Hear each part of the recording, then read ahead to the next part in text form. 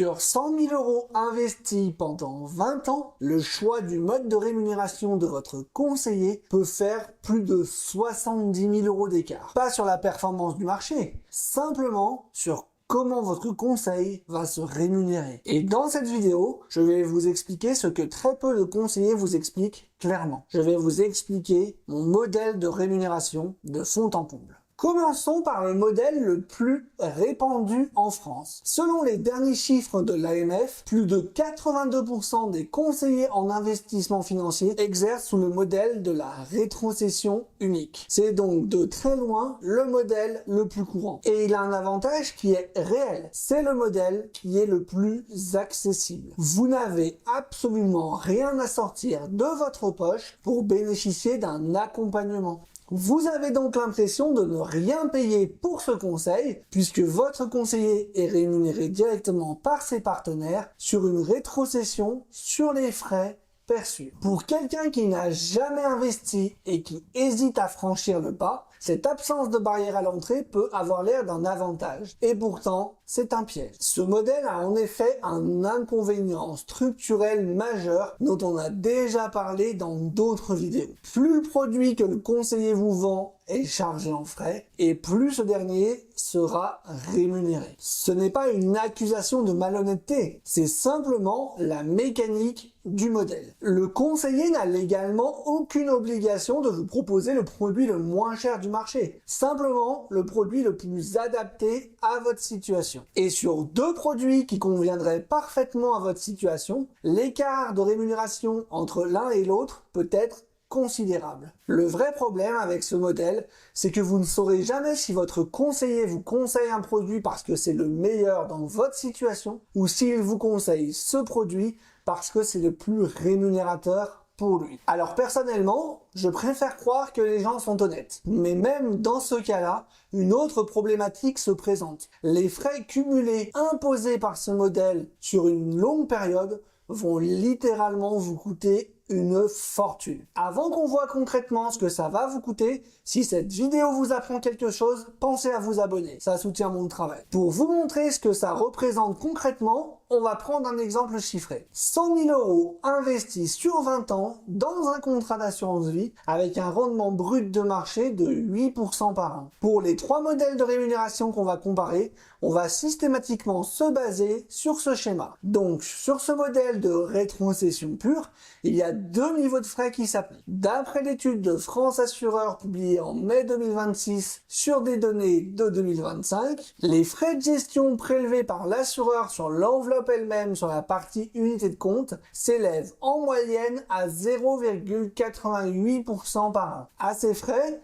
il faudra bien évidemment ajouter les frais du support que vous allez loger dans le contrat, qui eux s'élèvent en moyenne à 1,6% par an. Dans notre exemple, on est parti sur un simple OPCVM, un fonds classique, Action Monde. Et bien évidemment, ces deux niveaux de frais, ils s'additionnent. Ce qui vous fait un montant de frais de gestion annuel de 2,48% par an au total. Et à cela, il faut encore ajouter les frais d'entrée prélevés directement quand vous allez verser sur le contrat. Sur cette partie, je n'ai pas réussi à trouver de chiffre officiel. Donc je suis parti sur une estimation à 3% prélevés directement sur vos versements. Résultat, au bout de 20 ans, votre capital final s'élève à 284 097 €. Et pendant ces 20 années, vous avez payé 87 058 € en frais. Cela comprend bien évidemment les frais d'entrée et les différents frais de gestion annuels cumulés. Et c'est à ce moment-là que vous vous rendez compte que finalement ce conseil était loin d'être gratuit. Et je vous invite à bien garder ces deux chiffres en tête parce qu'on va les comparer aux deux autres modèles plus tard dans la vidéo. Mais juste avant, pour ceux qui ne me connaissent pas encore, je m'appelle Gaëtan Perron. J'ai été conseiller bancaire pendant plusieurs années avant de me mettre à mon compte sans réseau bancaire derrière moi afin de pouvoir accompagner mes clients en architecture ouverte au lieu de fonctionner en circuit fermé. On m'appelle parfois CGP conseiller en gestion de patrimoine, mais mon statut exact, c'est conseiller en investissement financier immatriculé à l'ORIAS. C'est ce cadre réglementaire qui régit mon activité. Sur cette chaîne, je décortique chaque semaine les mécanismes que les investisseurs ne comprennent pas toujours. Si vous avez des sujets que vous aimeriez me voir aborder ici, n'hésitez pas à me le dire en commentaire et nous on retourne à la vidéo. Le second modèle qui existe, c'est le modèle honoraire pur. Et seulement 6% des conseillers en investissement financier en France fonctionnent avec ce modèle. Et d'ailleurs, une précision qui est très importante. Ce modèle répond à un cadre juridique très précis. Les conseillers qui exercent sous ce modèle sont les seuls à pouvoir se déclarer conseiller indépendant au sens de la réglementation financière. Un conseiller qui se présente comme indépendant n'a légalement pas le droit de toucher des rétrocessions. Donc si vous tombez sur un conseiller qui se présente comme indépendant et qui touche des rétrocessions, c'est un vrai problème réglementaire et pas seulement un point de détail administratif. À titre indicatif, je suis moi-même conseiller non indépendant au sens de cette réglementation et je me présente toujours ainsi à mes clients, quel que soit le mode de tarification que ces derniers choisissent. Alors soyons clairs tout de suite, pour moi ce modèle c'est le plus vertueux des trois. Le conseiller est rémunéré pour son conseil et c'est tout. Quels que soient les fonds sur lesquels vous décidez d'investir, cela n'impactera en rien sa rémunération. Le conseiller va donc naturellement pouvoir vous proposer les produits les plus efficients du marché et surtout les moins chargés en frais, tout simplement parce que ce sera ceux qui vous rapporteront le plus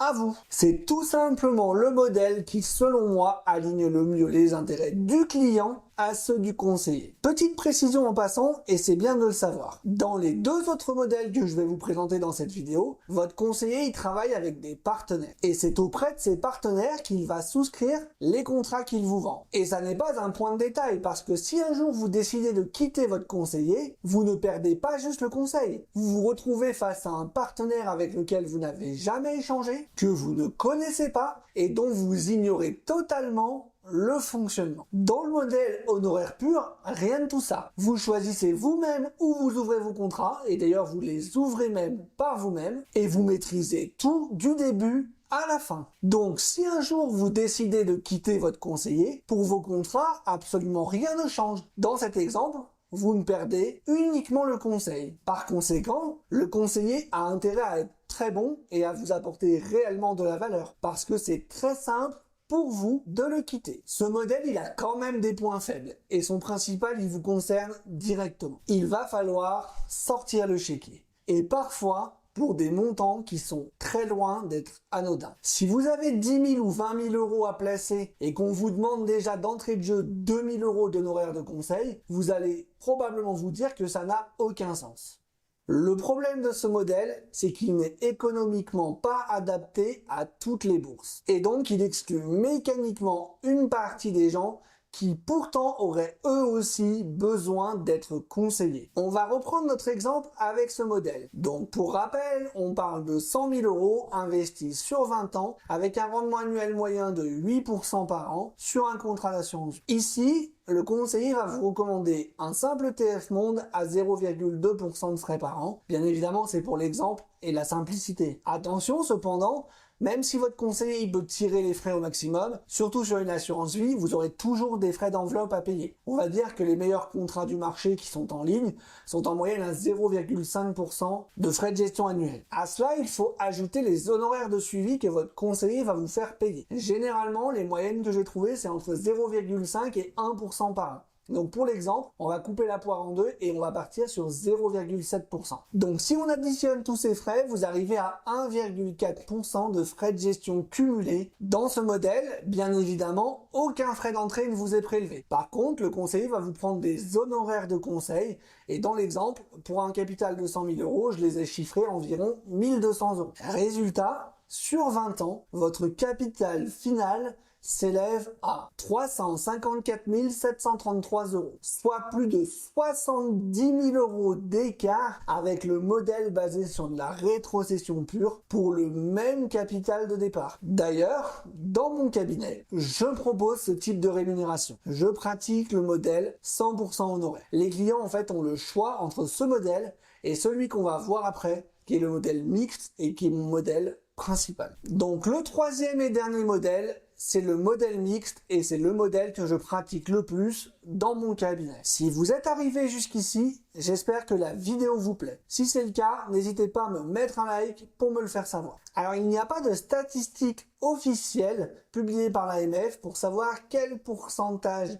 de conseillers en investissement financier fonctionnent comme moi sous ce modèle. Étant donné qu'ils sont rangés dans la catégorie indépendant ou non indépendant, et que quand on est mixte, on est forcément non indépendant, on n'arrive pas à avoir des chiffres précis sur ce statut. En revanche, ce que je peux vous dire, c'est comment ça fonctionne concrètement et qu'est-ce que ça donne en chiffres sur notre exemple. Donc l'idée du mixte, c'est d'essayer de prendre le meilleur des deux mondes des modèles précédents sans en subir toutes les limitations. Donc il y a bien une part de rétrocession qui subsiste, mais pas du tout de la même manière. Dans le modèle 100% rétrocession, le conseiller il perçoit une rétrocession sur les frais d'entrée, sur les frais de l'enveloppe donc du contrat et sur les frais des fonds à l'intérieur. Dans le modèle mixte, c'est différent. Il y a bien une part de rétrocession qui subsiste, mais pas du tout de la même manière que dans le modèle 100% rétrocession. Dans ce modèle, on va aller chercher des partenaires qui calculent le montant de la rétrocession sur le montant de l'enveloppe et non pas sur les fonds choisis dans cette enveloppe. Concrètement, qu'est-ce que ça change? Simplement, ça permet à votre conseiller de pouvoir vous proposer des fonds sans rétrocession, qui sont généralement les moins chargés du marché, puisque de toute façon, le conseiller est rémunéré sur l'enveloppe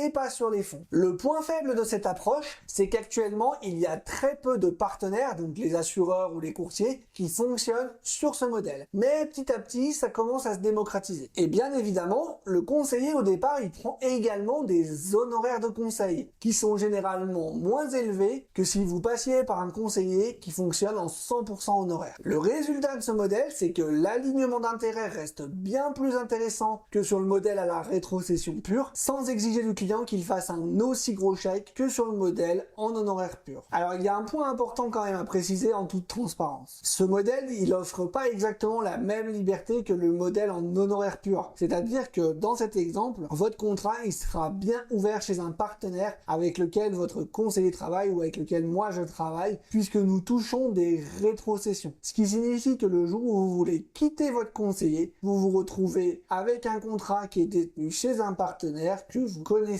pas. C'est un compromis à faire, ce n'est pas un modèle qui est parfait à tout point de vue. Maintenant, on va reprendre notre exemple chiffré avec ma propre grille tarifaire. Donc il y aura dans cet exemple 1 000 € d'honoraires à payer sur la mise en place et ensuite les frais de gestion de chaque année vont être décomposés comme suit. Il y aura 0,45% d'incompressible pour l'assureur avec lequel je travaille et ensuite mes rétrocessions seront de 0,9% par an tant que vous n'avez pas atteint les 250 000 € de capital. Entre 250 000 et 500 000 €, il descendra à 0,8 et au-delà de 500 000, ce sera 0,7% par an. Et bien évidemment, dans cet exemple, on reste sur le même ETF Monde à 0,2% de frais par an. Ce qui fait un montant de frais au total de 1,55%. Donc le résultat sur 20 ans, c'est que votre capital atteint le montant de 347 206 €. Et là, il y a un détail important à noter dans ce calcul. À partir de la 16e année, vous dépassez les 250 000 € d'encours. Ce qui veut dire que les honoraires que vous payez chaque année de rétrocession passent de 0,9% à 0,8%. Autrement dit, avec moi, plus vous vous enrichissez et moins le poids des honoraires que vous allez à payer chaque année va peser sur votre capital. Donc là, si on compare ce résultat au modèle rétrocession pure, il y a plus de 63 000 € d'écart sur la période. Et si on le compare au modèle 100% honoraire, il fait un petit peu moins bien puisqu'il y a 7 000 € d'écart, soit à peine 2% d'écart sur 20 ans. Autrement dit, ce modèle mixte, il fait quasiment aussi bien que le modèle le plus vertueux des trois, tout en étant plus accessible aux tickets d'entrée les plus faibles. Si vous voulez qu'on regarde lequel de ces deux modèles, donc le mixte ou 100% honoraire, vous conviendrait le mieux, vous avez le lien en description pour prendre rendez-vous avec moi. Le premier échange est gratuit et sans engagement. Récapitulons Récapitulons. Dans les 3 exemples, on est parti sur 100 000 € de capital de départ investi pour 20 ans, avec exactement les mêmes conditions de marché. Et pourtant, la différence pour vous peut dépasser les 70 000 €. Ça n'est absolument pas un point de détail. Et la seule variable, c'est la façon dont votre conseiller se rémunère. Alors du coup, quel est le meilleur modèle? Dans l'absolu, pour moi, c'est celui qui aligne le mieux les intérêts entre le conseiller et le client, c'est-à-dire